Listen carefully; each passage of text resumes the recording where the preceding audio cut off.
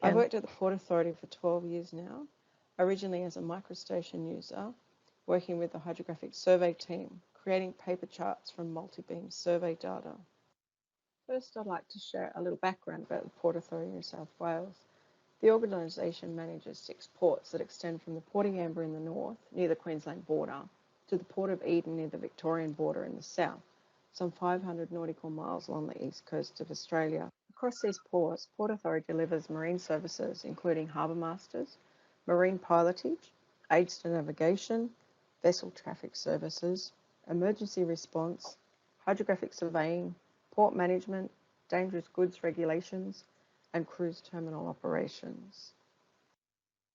As you could appreciate, we cover a very diverse range of skill sets across the organisation, ranging from mariners, surveyors, both land and hydrographic, property management, planning, asset management, finance, and engineers, all with different information business needs.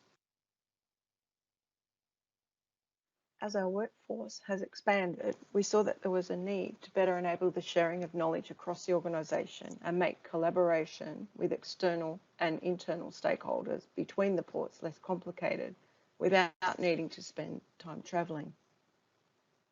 The creators of the OpenCities planner site are primarily from the survey and mapping team, which consists of hydrographic and land surveyors and microstation mapping professionals. Historically, the survey and mapping department created static property and engineering plans and hydrographic charts, supporting port management and corporate business needs.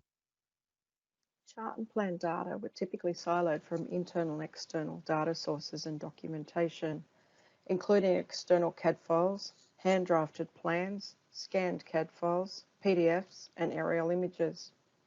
As key people in the organisation retired and took their knowledge with them, or worse, left it in paper files, the need for a single data source became even more critical. To address the need for improving resource management, we started building a SQL database after being introduced to GeoWeb Publisher.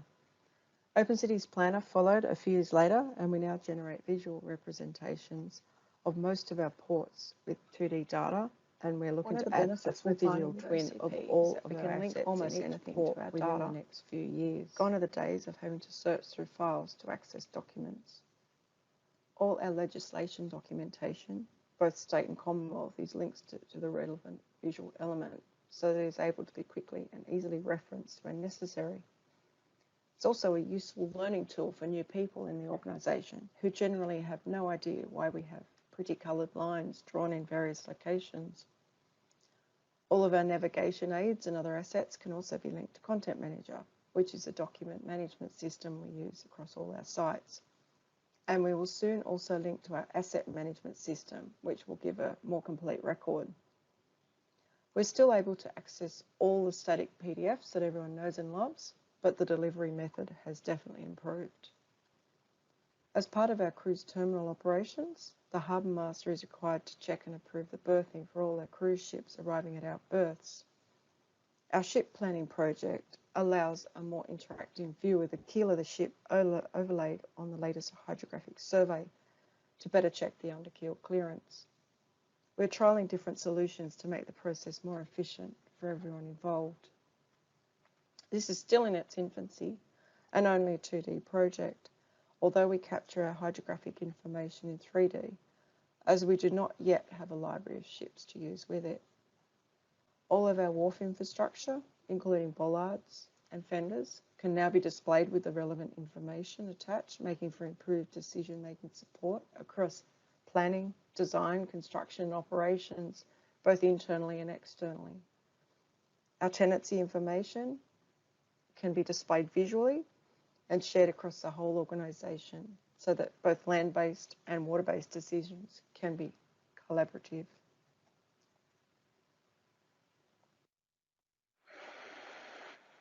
As part of our Port Safety Operating Licence, we publish a berths and channels document on our external website, detailing the depths of all our berths and channels across all of our ports. This document requires a location plan, which was created on OCP and published as an external site so that anyone anywhere has access to this information.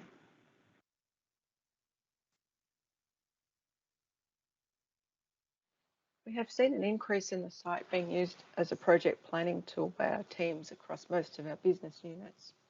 A separate project can be created in OCP for discussion and analysis between the relevant team contributors to determine if a project could successfully achieve its goals, ensuring resources are used in the most effective way. Planning is always on the most up-to-date information contained within the site, rather than through static PDFs being emailed around that may be out of date. Our Harbour Master teams can assess information before they release a Harbour Master direction to mariners. New NavAid positions can be discussed by our pilots. The Heritage team can evaluate and share our listed assets with the state government. Our assets planning teams can collaborate with external contractors on a project at one of our terminals. The list is endless.